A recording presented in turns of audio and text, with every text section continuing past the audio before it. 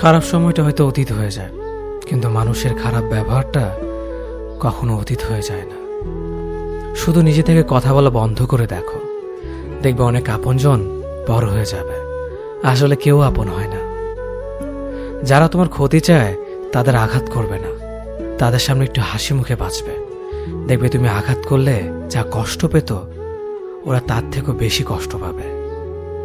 যত মিশবে ততই মানুষ চিনবে, অভিনয় যে কত প্রকার হয় তা বুঝতে পারবে। সবাইকে তোমার সত্যতা জানানোর দরকার নেই, যে যা ভাবে তা নিয়ে সমালোচনা করতে দাও। বেঈমান মানুষগুলো কখনো অপরিচিত মানুষ হয় না, খুব কাছের মানুষগুলোই বেঈমান হয়। পাতা ঝরার আগে পাতার রং বদলে যায়, আর মানুষ বদলানোর আগে কথা বলার ধরন বদলে যায়।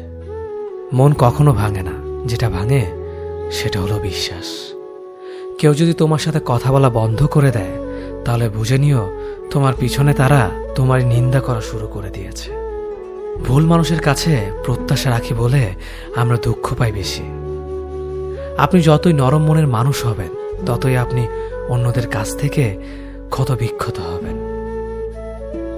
মানুষ চেনা শুরু করলে এমনিতেই বন্ধুর সংখ্যা কমে যাবে, এটাই বাস্তব। স্ত্রী চেনা যায় স্বামীর দারিদ্রতায়, স্বামীকে চেনা যায় স্ত্রীর অসুস্থতায়।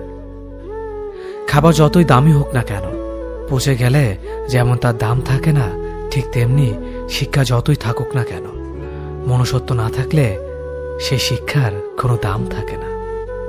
তিনটি কথা মনে রাখবেন, যে তোমাকে সাহায্য করে